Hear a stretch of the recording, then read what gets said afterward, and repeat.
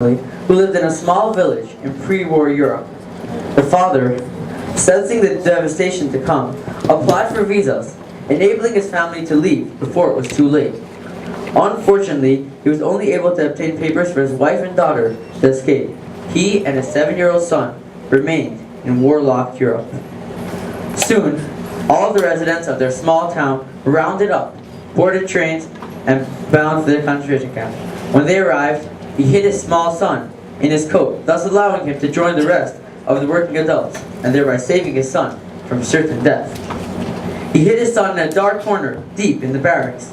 Every day he saved a small crust of bread and some potato peels from his rations and gave it to his son. In this manner, they both survived the war.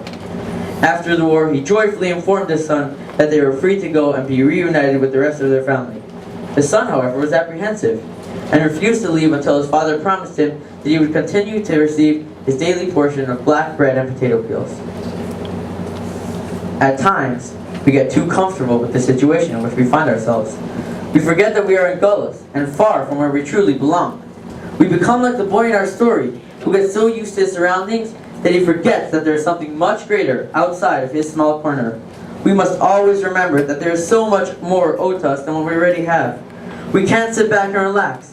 The real reward is not potato peels. Rather, it is much greater than that.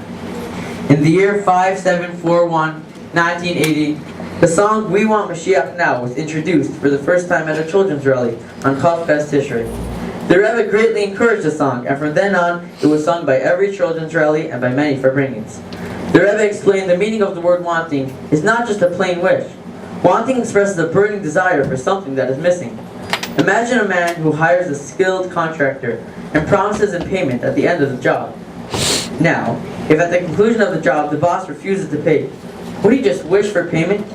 Would he ask the boss politely to do him a favor and pay him? No way! He would approach the man and demand the money he rightfully earned. Over 3,000 years ago, a prophecy was shown to Avram Avinu that his children would be plunged into a dark and painful gullus. And yet, it was at that very time that Avram was promised at the conclusion of their work, the collection of the sparks from the four corners of the earth, they will merit the complete and final redemption. The Rebbe stated countless times that we are the last generation of Gullus and the first generation of Geula. Enough of our childish fantasies. We shall not be satisfied by any other sort of appeasement. We have completed the job that was started by Avram. The buttons are polished, the stage is set. All that is left is to demand what we're owed, demand what is rightfully ours.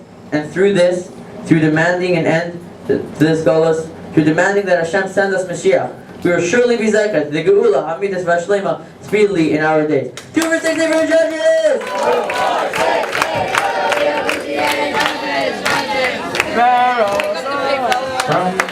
From right now, there are exactly 2 minutes to be back with hats and jackets. Roll call.